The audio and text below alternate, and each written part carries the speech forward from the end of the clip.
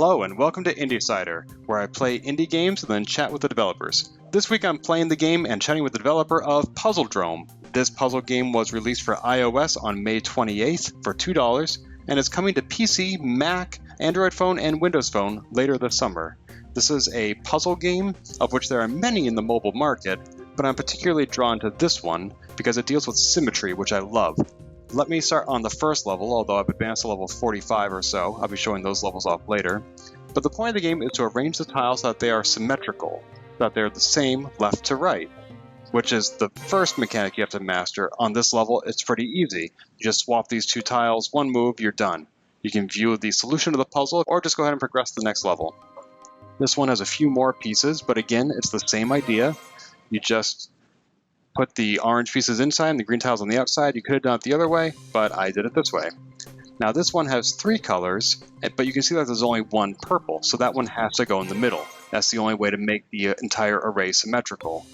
This level is practicing the same technique you've just mastered in the past level, but after this, it gets tougher. Now take a look at this. Multiple dimensions, multiple axes. It has to be the same up and down, left and right, but not diagonal. So now you're thinking about multiple axes, and there are some tricks to help you figure out how to do this. So for example, you can see that there are only one of this piece. It kind of blends into the background, but that means it again has to go in the middle. Now there are four green pieces. Imagine if you put them at the four compass points like this, north, south, east, and west. But then you can't get symmetry with the remaining pieces, the gray piece and the red piece. That's because you need to put the green pieces in the corners. That's the only way to get symmetry on this level. And that's a trick that will help you throughout all the levels still to come. Once you get that trick down, it gets a lot easier to figure out how to solve for the remaining puzzles. So for example, on this level, I did the exact same thing. I probably could have done it in fewer moves, but I just kind of rushed through it, and that's why I got a lower score. But you just put those in the corner, and then that leaves you with very few spots in which to put the remaining pieces. There are over 100 levels on this game. Like I said, I've gone to level around 45. I'm going to get you to at least that level during this Let's Play. But in these first levels, it trains you these easy tactics, and then there are more tiles, such as special pieces that change shape or can't be moved. I first played this game at a Mass Digi event here in Boston, and I was having a lot of trouble getting my head around the strategy of this game. And it drove me nuts because I love symmetry and I just couldn't figure it out. But once I got these strategies down, once the game actually came out and I had time to play it at home, it got a lot easier for me. And now you can just fly through the levels, at least at first. The levels get bigger and bigger, and that makes it more and more challenging. There are two other modes you can play. There is a free play mode that allows you to choose the size of the board you want to play on, and without any timing or pressure, you can just practice and play as much as you want on those sizes, regardless of whether or not you progress to them. And then there's also an arcade mode, which is time-based. You're trying to solve as many puzzles as you can in a short amount of time. If you finish it quickly enough, then I think you get a time bonus that carries over to the next level, kind of like the old game Marble Madness. Now on this level, I'm not quite sure what that buzzer meant, but I seem to have still gotten the bonus, the time bonus, so that's a good thing. Those are the main modes and mechanics of Puzzledrome, formerly known as Drome, prior to its release. I'm now going to interview the developer, Mr. Brian Dutton of Asinine Games. He's pretty much a one-man shop, and he's going to give us an inside look into how he juggled developing this game, not as a full-time job, and he's also going to give us some strategies for creating games and for playing this game. Today I'm joined by the El Presidente of Asinine Games, Brian Dutton. Hello, Brian. Hi, how you doing? Good. How are you tonight? Great, thanks. Excellent. So we are speaking in the evening as opposed to during the working day when most professional game developers are hard at work. So what's up with that? Do you have a different day job? So I'm actually home with my kids during the day. I generally work at night. I'm a night person anyways, so kind of made sense working at night anyways, save the childcare costs. Excellent. So you're a stay-at-home dad? Yes. So now some people would imagine that there's plenty of time in the day to take care of your family and work on whatever projects you desire. So it sounds like that is not in fact the case. You can't run a game development firm and raise a family simultaneously. Definitely not. It's difficult to get things done during the day, but I have some help if I need to have a meeting or something like that. I can get coverage, but most days it's just put the kids during the day and then do the work at night. And how long has that arrangement been in place? It actually goes back to previously when I was working for an audio contracting company. We were working on AAA games and stuff like that.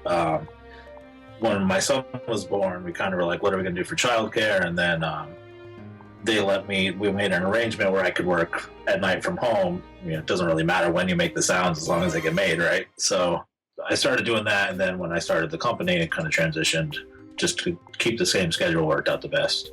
So you were working in sound, your background is in sound design and engineering. How did you transition from that to making your own games? That seems like there's a lot of different skills involved that you wouldn't expect to find in just one person. Right, yeah. I mean, it goes back. I went to Berklee College of Music and kind of got into programming there. I was doing more of the audio programming side of things, and then that kind of continued during my sound design tenure. And then we actually started working on an iOS game in-house at a place that I was at, and that kind of got me into the mobile development. So when that project ended and I was kind of like, what next? I thought I would just leap headfirst into this. There must have been quite a learning curve, a lot of skills that you had to acquire. Definitely. It was a lot of just constant reading, books, tutorials. Everything's online, so it makes it a lot easier these days than 20 years ago. So a Google search will bring you a lot of information. So although you went to Berklee for music, you didn't go back to school for computer science or game design? No, not for game design. I took some classes at UMass Lowell, just online courses in programming, just so I could have a little bit of a formal programming foundation. Excellent. And then Puzzledrome came out on May 28th of 2015, but this is not your first game under the label of Asinine Games. It's not my first game, but I would say it's my first official big release, I guess. So I made some small games before. They're kind of humorous, kind of a silly. I guess I read somewhere on an indie blog, some website that said, you have to make maybe 10 games that are going to be horrible before you get one that's good. So I started just cranking some out that I enjoyed them. I thought they were funny and whatnot. But this one is the first completely original idea that's kind of my baby that I'm really proud of. Didn't you find that discouraging that you would have to make so many failures before you succeeded? Yeah, I did, but I don't know if that's 100% true, but it's good also just to go through the process of starting a project, finishing it, shipping it, and then moving on to the next thing. Yeah, I think with the learning curve that I had to go through, that really helped me get up to speed, going through like a Flappy Bird type clone or a parody, I would call it, with Shakespeare as the character instead of a bird. It's a simple enough project, you can get through it fairly quickly, and it kind of gets you through the whole process of creating a game, going through the submission process. Dealing with Apple, there's a lot of little tricky things, so the more you do it, the better and quicker you get at that kind of stuff. I saw that Shakespeare game, Flapping Bard. Yeah, Flapping Bard. So what would you say were the lessons you learned most valuably from experiences like that prepared you for Puzzledrome? Dealing with Apple, there's so Ariel Austin, which was another kind of parody, dead author parody game that I did with Jane Austen instead of Shakespeare this time. That was actually rejected because of they were saying I did a copyright infringement. So knowing that I can fight back a little with Apple and say, no, you're wrong. All these images are in the public domain. So that ended up getting pushed through. Just having, I guess, a little more confidence in myself that I could, even if I have what seems to be a failure, as far as trying to submit something, that I can push back a little bit, even though I'm just a one-man small team here and able to get that pushed through. Speaking of copyright issues, you say in the press kit for Puzzledrome that a trademark issue in the US or something like that caused the game to be renamed from Drome to Puzzledrome.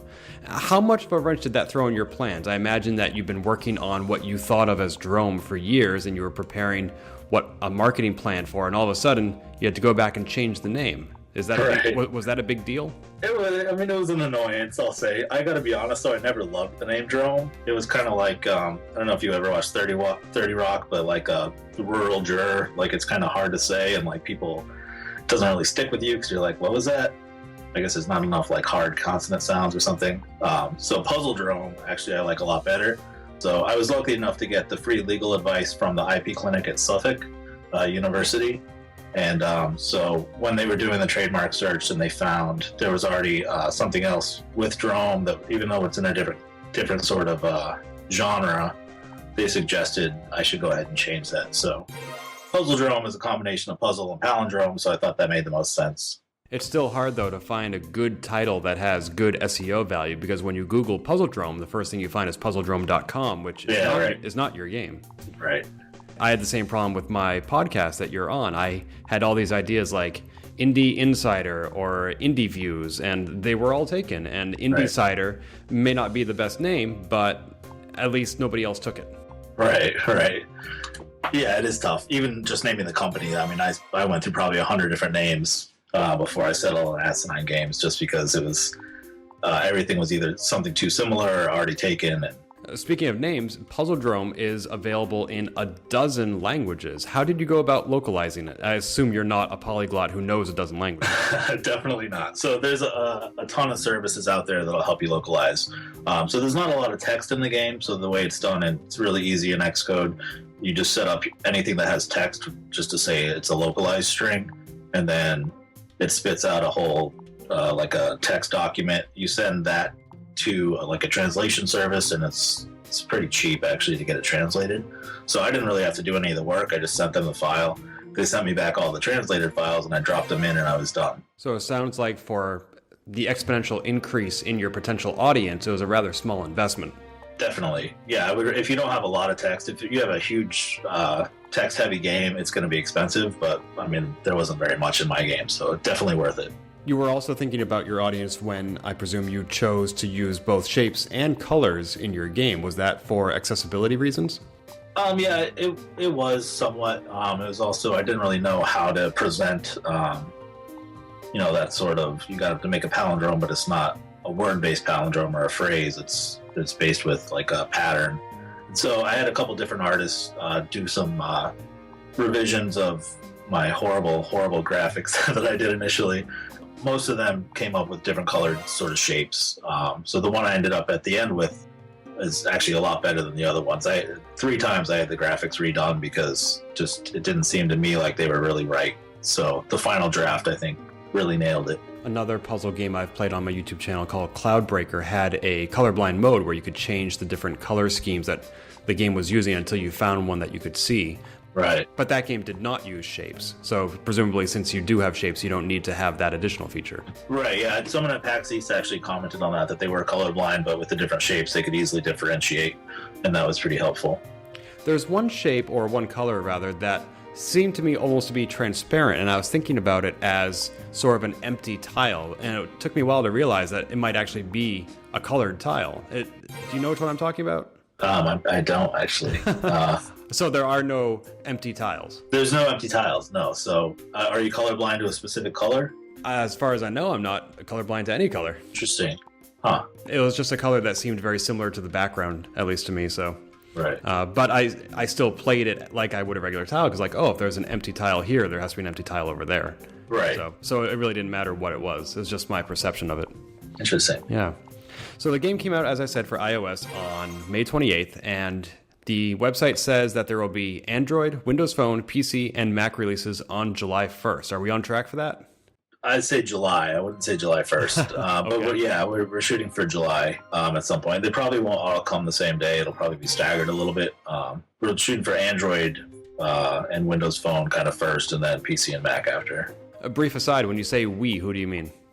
Well, it's me. It's like a chef talks about his, when Top Chef and stuff, they say, we made this, but it's just one guy. I don't know.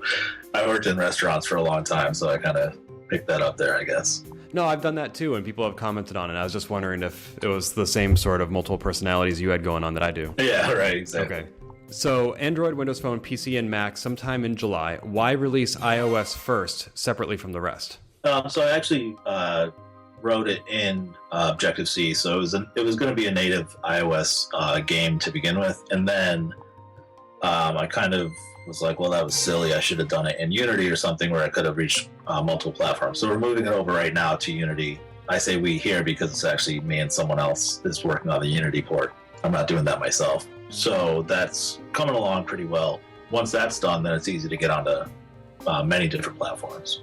Will the other versions have different features, or will they in any way to the consumer appear different for having been written in Unity instead of Xcode?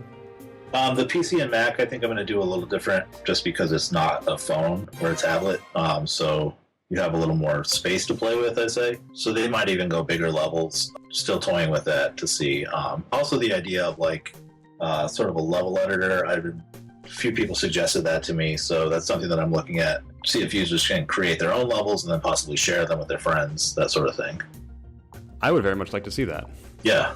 The PC and Mac versions, will those be available via Steam?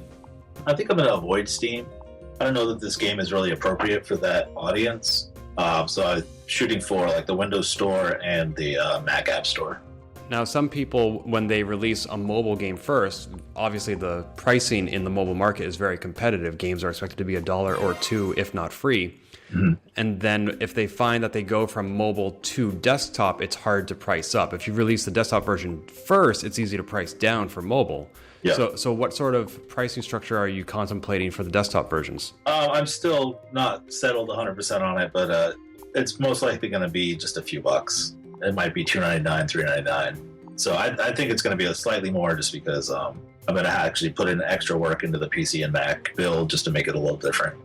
Some puzzle games I've played on mobile have had in-app purchases. So, for example, if you run out of lives, you can buy to continue where you left off instead of starting from the beginning, or you can only play so many times per day before you have to wait for it to replenish. Now, obviously, some of those wouldn't work with Puzzledrome because you can't actually die in Puzzledrome. You don't run out of time.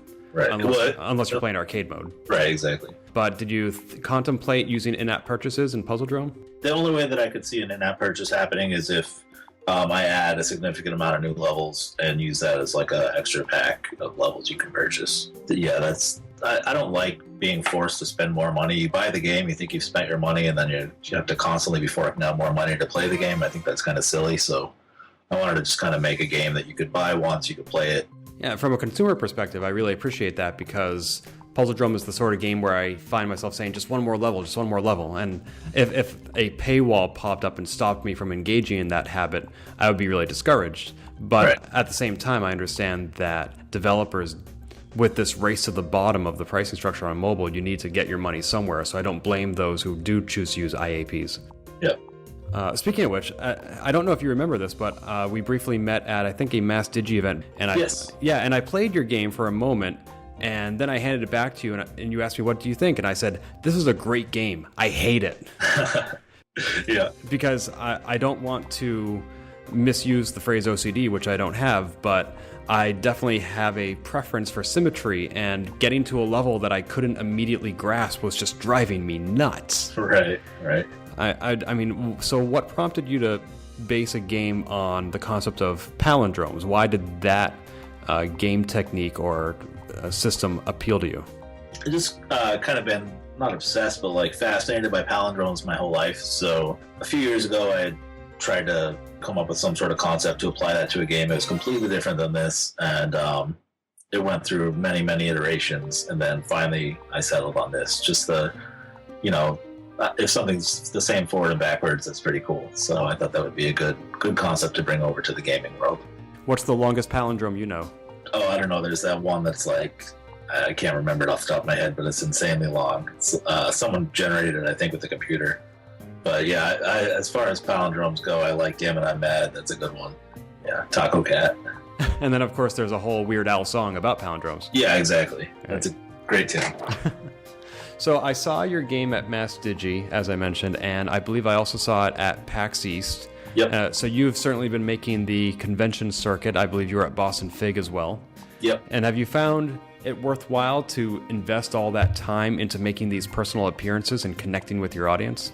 Yeah, I definitely would recommend it to any other developer who's trying to, especially if your idea is not completed. I got so much feedback at those conventions. It really helps shape the final product.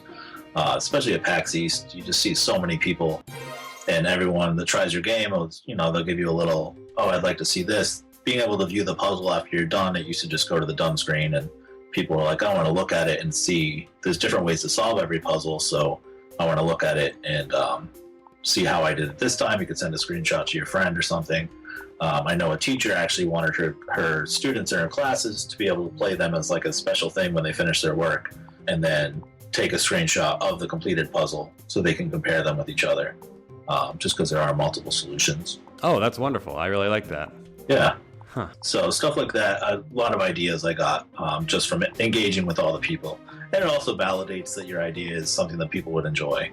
So you hate to put all this time and effort into it and then have, nobody really care about it. But enough people liked it that I felt like, okay, I could spend some more money and not feel too bad about it. What's the rest of your marketing strategy look like? Because there are so many mobile games, there are so many puzzle games, there are so many mobile puzzle games. How do you stand out? So I was lucky enough to be featured by Apple under Best New Games when I launched. So that helped give a big boost. Aside from that, just reaching out to different websites, trying to get the word out there. I have a pretty substantial mailing list from the events that I've shown the game at, so that helped give me a little boost as well. Yeah, it's hard, man, for an indie trying to get your game noticed because there's so many games, like you said. So just trying to be innovative. I'm trying to add, I don't want to say too much, but I'm trying to add Apple Watch support. So I know Apple Watch is big right now. Something like that could give me a push and maybe get me featured somewhere on the App Store again. That definitely makes a huge difference. Yeah, just because that is such a new market, you'd be getting it on the ground floor. Yeah, exactly. So yeah, I'm working on that currently. And how long has this game been in development? So I started February 2014 with cardboard or construction paper cutout shapes, prototyping it, just showing it to people to see if it was something worth doing. So yeah, it's been a little over a year. Now, for those of us who are not game developers, the act of developing a video game can just seem like a work of art or magic or black magic because we don't understand what goes into it. A puzzle game, one might think, well, there's no animations, there's no time-based events, there's no hit detection. It must be easy to make a puzzle game. Is that true? I guess yes and no. I guess once you get the core mechanic down, then I guess you could say it's easy, but like trying to make it so it gets progressively harder was the hardest thing for me. So that's why I came up with the special pieces, just to try to make it a little... Once you get the pattern, you can say, okay, well, there's 2 of these, there's 4 of these are going to have to go here. Throw in some special pieces, and it makes it a little more challenging as you progress. So you still feel like, as you're getting up into the upper levels, it's getting harder still. That was challenging for me. By the way, I freaking hate those special pieces. The ones that you can't move are actually really useful because they give me a clue as to where everything else goes. Right. But the ones that change their shape every time you move them, I hate those. Yeah, and the danger tiles as well can be, because especially when there's multiple ones in a match and you're trying to quickly move your tiles around and then they end up keeping next to the same type of piece, and it gets frustrating. Yeah, I haven't gotten to the danger tiles yet, but the ones that shift their shape, if there's... on some levels, it can work out that I can just put them in the middle of the board and it doesn't matter what they are. Yeah. But sometimes I actually need them to be a specific shape to match up with something else. And how do I get them to be what I want? The trick with those is just get them as quickly as you can, get them somewhere that they will work, and leave them alone. So that's my suggestion with those. Otherwise, you'll be endlessly swapping them back and forth, trying to get the shape you want. So if you can just, in a few moves, get them to a spot where it'll work with the other number of tiles that you have, just leave them there. What I end up doing is what you just didn't recommend, is endlessly swapping them back and forth until they become what I need. And then my score goes through the floor because I've got so many moves. There's actually, I don't know if you've done it enough times, but if you swap back and forth enough times, it'll just settle on the correct piece. But it does, to get to that point, you really get your number of moves up there. How did you calculate the fewest number of moves? Because as you said, there are multiple solutions to every puzzle. Right. So basically what I did was sat and just played each level over and over and over and over again and counted how many moves I got each time. And it's not the minimum number of moves that the score is based on. It's like kind of like close to the minimum. There's a little leeway. Yeah, basically that's how I came up with it. So your score is calculated based on your target number of moves, which is the number I came up with. And then there's also a little bit of time included in the scoring. So if you take like 10 minutes to solve it, you're going to get a little less than if you do it in a minute. But as far as the optimal number of moves goes, you're saying that there isn't a algorithm that determines the best score. We're actually playing against the developer? Yeah, so basically, that's how I came up with the target number of moves to solve the puzzle. Oh, fascinating. Yeah.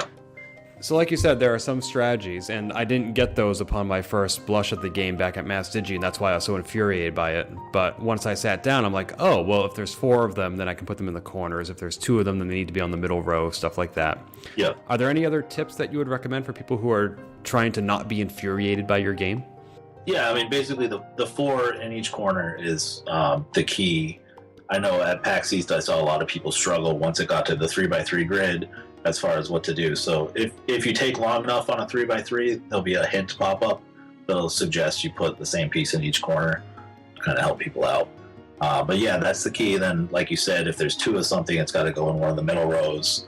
It's a little different when there's an even number involved, because you just stack 2 together in the middle, each spot in the middle rows. Yeah, that's pretty much it. As they get bigger, it's always going to be put the 2s in the middles. I always start from the outside and work my way in. I think that's the easiest way. Yeah, I find that once I get a piece to the edge, it's unlikely that my future machinations will disrupt its location, so I can just leave it alone. Right. You know, it's kind of like Othello, where the corners are the most powerful spots on the board. Right, exactly. Because once you get it there, it's not going to change. Yeah. Wow, so has the game been well received so far in the week or so that's been out? Yeah, it has pretty well received. The reviews that I've gotten on the App Store itself have been, pretty good. I've not a lot of press covered it in the U.S., but in Germany, I've had a lot of people write about it, and it was mostly positive. So it's good. I guess Germans like their shapes to be aligned symmetrically. It's their type of game, I guess. So yeah, it's been pretty good so far. Perhaps they're a more orderly country and we're a little bit more chaotic over here. Exactly. Excellent. Well, I'm glad to hear it's being well received, and I look forward to getting the Mac version when it comes out next month, because this is a game that I would like to see on multiple platforms and just have easy access to. It's a lot of fun. I like it. Definitely. Very good. Well, thank you very much for your time, sir. Yeah, thanks for having me, Ken.